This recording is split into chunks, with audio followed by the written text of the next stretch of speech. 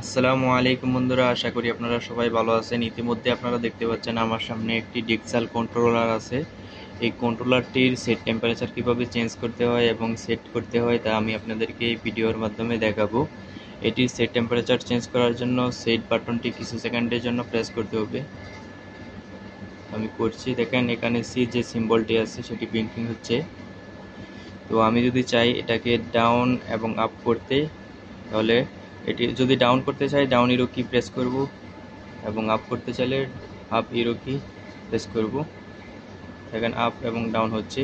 আমি চাচ্ছি এটাকে তৃতীয় রাখার জন্য, তৃতীয় রাখবো। আমি আপনাদেরকে দেখানোর জন্য এটিকে মাইনাসে নিয়ে গেলাম। চাইলে এখান থেকে মাইনাস টেম্পারেচারে সেট করতে পারবো, চাইলে প্লাসে সেট করতে পারবো। আমি এটিকে প্লাস তৃতীয় রাখছি। তো এভাবে আমরা সেট টেম্পারেচার চেঞ্জ করতে পারবো।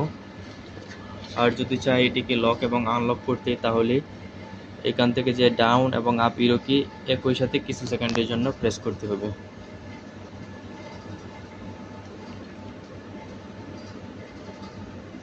দেখেন এখন কিন্তু লক হয়ে গেছে। আমরা যদি চাই এখন সেট টেম্পারেচার চেঞ্জ করতে কিন্তু পারবো না, বিকজ অফ লক। দেখেন এখন কিন্তু লক দেখাচ্ছে। পি, দেখেন কি আসছে, POF, এর মানে প্রোগ্রাম লক আছে। তো আমরা যদি চাই এটাকে আবার ওপেন করতে, একইভাবে আপ অ্যান্ড ডাউন ইরো কি একই সাথে প্রেস করব কিছু সেকেন্ডের জন্য, তাহলে এটি অন হয়ে যাবে। তো আমরা এখান থেকে এভাবে লক এবং আনলক করতে পারি। এখন কিন্তু চাইলে আবার সেট টেম্পারেচার চেঞ্জ করতে পারবো কিছু সেকেন্ড প্রেস করে।